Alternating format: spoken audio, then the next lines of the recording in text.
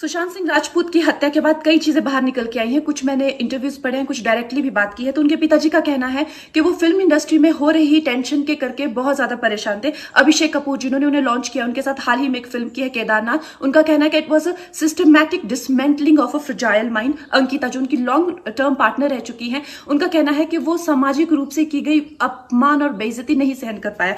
तो अब मैं आपको बताऊंगी कि मूवी माफिया ने ना कि सिर्फ उनको बैन किया था, सिस्टमैटिक डिसमेंटलिंग कैसे कतरा कतरा करके उनका दिमाग तोड़ा गया है, उनको मारा गया है।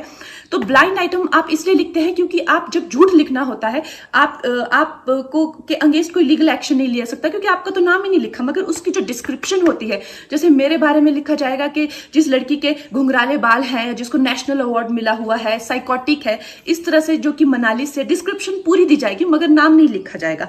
23 अगस्त 2017 को बॉलीवुड लाइव सुशांत के बारे में लिखता है कि वो जब भी सेक्स करता है तो सिर्फ अपने ही गाने सुनता है, वो सबसे बड़ा नार्सिसिस्ट है। 16 दिसंबर 2016 में मुंबई मिरर लिखता है कि सुशांत एक ट्रक ड्राइवर की तरह लगता है। 22 फरवरी 2019 को मुंबई मिरर लिखता है कि पार्टी में तमाशा करने के बाद सुशांत ने कांच की बोतल एक डायरेक्टर के सर पे दे मारी। 18 अक्टूबर 2018 को डीएनए लिखता है कि सुशांत ने अपने को एक्टर का रेप किया और वो मीटू के चलते अब जेल जा सकता है। और ऐसी न जाने कितने अनगिनत झूठ।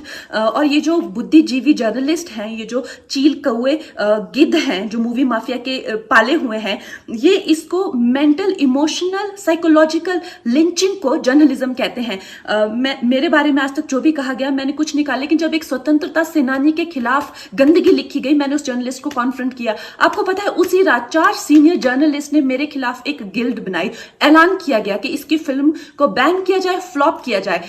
आपको पता है 3000 जर्नलिस्ट गैंग अप होते हैं एक अकेली लड़की पर, उसकी इमोशनल लिंचिंग करते हैं सरेआम, और ये समाज कुछ नहीं कहता, कानून कुछ नहीं कहता है। मैंने उन पे केस करने की कोशिश की मगर 1 महीने बाद वो गायब हो गए, मेरी फिल्म रिलीज हुई, गायब हो गए। तो मेरा कहने का मतलब ये है कि अगर ये समाज जिस अन्याय की बुनियाद पर खड़ा है और कभी आवाज नहीं, आप ये पढ़ते हैं, चटकारे लेते हैं, कभी आपने सोचा है कि कभी नेपो किड्स के बारे में ये क्यों नहीं लिखा? गुड मॉर्निंग, नमस्ते। मैंने बहुत दिन से वीलॉग नहीं किया। मैंने मूड नहीं था एक्चुअली। पूरा भारत कई प्रेशर से गुजर रहा है। एक तो मेंटल और इमोशनल प्रेशर सुशांत सिंह राजपूत के जाने के बाद में, वो जो लाजमी भी है ऑफ कोर्स, क्योंकि अपनी आंखों के सामने एक जवान जिंदगी को जाते हुए देखना आसान बात नहीं है, और कोई बहुत ही निष्ठुर होगा कि वो इस बात से अफेक्टेड ना हो। और ऊपर से फिर अभी इंडो चाइना का जो केस चल रहा है, और जो 20 जवान जो घंटों लड़ने के बाद में और तड़प के जो मरे हैं, आई डोंट नो वहां पर क्या कैजुअलिटी हुई है। मैं भारतीय हूं, पर उससे ज्यादा मैं एक ह्यूमन बीइंग हूं, एक इंसान हूं आपकी तरह। तो मुझे दोनों ही चीजें ठीक नहीं लगती। मतलब ये क्या है चल रहा है, हमारी इंसान को मारना, और ये चीजें समझदारी से भी हैंडल हो सकती हैं अगर इंसान चाहे तो, लेकिन हमारे वाले तो चाहते हैं शायद, लेकिन सामने वाला जो पक्ष है वो तैयार नहीं है, या उसके अपने एजेंडाज हैं कुछ। दुख की बात है, मेरी सहानुभूति सबके लिए है। मैं इस वीलॉग से एक रिक्वेस्ट करना चाहता हूं, खासतौर से हमारी म्यूजिक कंपनीज को, क्योंकि आज सुशांत सिंह राजपूत मरा है, एक एक्टर मरा है। कल आप किसी सिंगर के बारे में भी सुन सकते हैं, या किसी कंपोजर के बारे में सुन सकते हैं, या किसी लिरिक्स राइटर के बारे में सुन सकते हैं, क्योंकि ये जो माहौल है म्यूजिक का हमारे देश में, वो बहुत फिल्मों से बड़ा माफिया म्यूजिक में है अनफॉर्चुनेटली। और मैं समझ सकता हूं कि बिजनेस करना जरूरी है लोगों के लिए, और अपनी सबको लगता है कि हम रूल करें बिजनेस को। क्या है कि मैं थोड़ा लकी था कि मैं बहुत कम उम्र में आ गया था, तो मैं इस चंगुल से निकल गया। लेकिन जो नए बच्चे आए हैं ना, उनके लिए बहुत मुश्किल है, बहुत मुश्किल है। मैं सबसे बात करता हूं, कितनी लड़कियां आके मुझे बोलते हैं, सुनो भैया ये, सुनो भैया वो, सुनो सर ये, सुनो सर वो। मतलब बच्चे हैं वो, कल के आए हुए यार, परेशान है वो कि प्रोड्यूसर काम करना चाहता है, डायरेक्टर काम करना चाहता है, म्यूजिक कंपोजर काम करना चाहता है, पर म्यूजिक कंपनी बोलेगी ये हमारा आर्टिस्ट नहीं है। मैं समझ सकता हूं कि आप लोग बहुत बड़े हैं और आप लोग कंट्रोल करते हैं म्यूजिक को, आप लोग कंट्रोल करते हैं कि रेडियो में क्या बजेगा, कंट्रोल करते हैं कि फिल्मों में, लेकिन ऐसा मत कीजिए। दुआ बद्दुआ बहुत बड़ी चीज होती है। ये ठीक नहीं है। ये जो दो लोगों के हाथों में ताकत है ना, दो लोग हैं बस इंडस्ट्री के, म्यूजिकली उनके दो कंपनीज हैं, उनके हाथों में ताकत है कि ये इसको गवाओ, इसको मत गवाओ। देखिए मैं निकल गया इससे, ना मुझे कोई गाने की इच्छा है पिछले 15 साल से, ना मैं कोई बहुत, it's okay, I am very happy in my own world, but I have seen the frustration in the eyes and in the voice and the words of new singers, new composers, new lyrics writers. खून के आंसू होते कभी कभी। अगर वो मर गए तो आपके दिल पे, आपके ऊपर एक बहुत बड़ा, आप पे भी प्रश्न चिन्ह आएगा। Be a little more kind please to the newcomers, because ये सब गंधर्व लोग हैं, सिंगर्स, कंपोजर्स वगैरह जो होते हैं गंधर्व लोग हैं। इनको प्रताड़ित मत कीजिए आप लोग, इन पे थोड़ा सा इजी रहिए।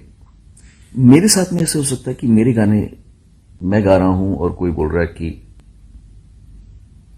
वही एक्टर जिस एक्टर के ऊपर आजकल उंगलियां उठ रही हैं, वो एक्टर बोल रहा है कि इसको मत दबाओ, और उसने अरिजीत सिंह के साथ भी कर रखा है। तो ये क्या है? मतलब अरे how can you use your power like that? मेरे कितने गाने मैंने गा रखे हैं जो डब हो चुके हैं, मतलब बोलते हुए भी मुझे एम्बैरेसिंग लगता है मुझे कि it's like you know, but this is humiliating isn't it? Because I don't ask for work. मैं तो नहीं बोला कि मैंने तो नहीं कहा कि मुझे बुलाओ गाने के लिए। तो मुझे बुला के, मुझसे गाना गवा के, फिर मेरे गाना डब करना, दिस इज लाइक, मतलब या तो मैं बोलूँ कि प्लीज हेलो मुझे गाना गवाओ, मैंने कहा गाने के लिए, मैंने गाने के लिए नहीं कहा। आप मुझे बुलाते हो, मुझे गाना गवाते हो, फिर मेरा गाना डब कर देते हो। मतलब this is funny as hell, specially because I been working since 1991 in Bombay and I've been working since 89 in the music industry. 89 से मैं रिकॉर्डिंग कर रहा हूँ। मेरे साथ में ऐसा कर सकते हो तो छोटे बच्चों के साथ में क्या कर रहे हो यार आप लोग? थोड़ा सा इजी हो जाएगा। ऐसे एक ही गाने को 9 लोगों से गवाते हो एक ही गाने को। ये क्या चल रहा है? You guys need to just chill, be a little kind to the humane. एक थोड़ा ह्यूमेन होना भी आवश्यक है कि नहीं है? आपको लगता है कि इतना इजी है एक सिंगर को कि वो उसने 10 गाने गाए, 10 के 10 गाने डब हो जाए उसके, फिर 11वें गाने में उसको बोले तुझे हम सिलेक्ट कर रहे हैं? Isn't it wrong for the singers? Isn't it wrong for the lyrics writers to be paid pittance? Isn't it wrong for the music composers कि तेरा गाना, तू मेरी कंपनी में का आर्टिस्ट है तो मैं तुझे काम दूंगा, वरना तेरा काम कितना भी अच्छा हो मैं तेरे से काम नहीं करूंगा? कि थोड़ा ठीक नहीं है मेरे ख्याल से। So you see, I am done with this, but please don't torture the younger ones.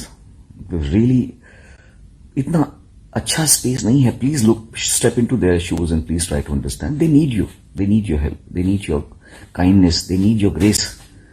थोड़ा सा काइंड हो जाइए आप लोग यार, ऐसा मत कीजिए।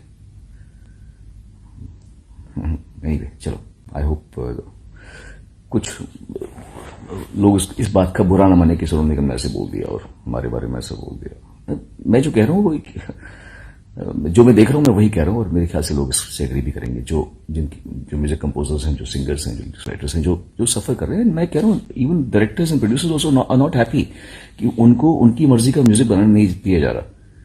ये भी ठीक बात नहीं ना। मुझे तो डायरेक्टर्स भी जब मिलते कहते सर हमको ये गाना चाहिए नहीं, पर म्यूजिक कंपनी बोलते कि ये गाना हमको दे रहा।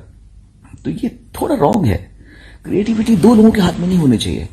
It's enjoy the bliss of everybody's grace, everybody's music, everybody's talent, आप ही बताओगे तो फिर म्यूजिक कितना कम छोटा हो जाएगा ना। पहले म्यूजिक कैसे होता था? राज कपूर का अलग म्यूजिक होता था, है ना, और ओपिनियर का अलग म्यूजिक होता था, शंकर जयकिशन का म्यूजिक राज कपूर के लिए अलग और बसंत बहार के लिए अलग। तो मतलब कितना सबका अलग, इतना वेरिएशन था पहले। अभी म्यूजिक बड़ा संकुचित सा होता जा रहा है। तो और लोग सुसाइड ना कर लें, तो थोड़ा सा आप लोग काइंड हो जाइए। And God bless you all and live like a happy fraternity. Thank you, God bless everyone, bye.